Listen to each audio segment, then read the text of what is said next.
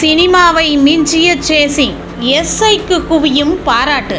Paranur டோல்கேட்டில் FASTag recharge செய்வதற்காக ஓட்டுநர் வெளியில் காத்திருக்க திடீரென லாரியை கடத்திருக்கிறார் ஒருவர். இதனையடுத்து சுமார் 15 கிலோமீட்டர் தூரம் சேஸ் செய்த போலீசார் மறைமலை நகர் அருகே சுற்றி வளைத்து பிடித்துள்ளனர். இதனிடையே சேசிங்கின் பொழுது லாவகமாக லாரியில் ஏறிய போக்குவரத்து எஸ்ஐ முருகன் சுமார் 10 கிலோமீட்டர் தூரத்திற்கு தொங்கியபடியே சென்றுள்ளார். இந்நிலையில் முருகனுக்கு பாராட்டுகள் குவிகிறது.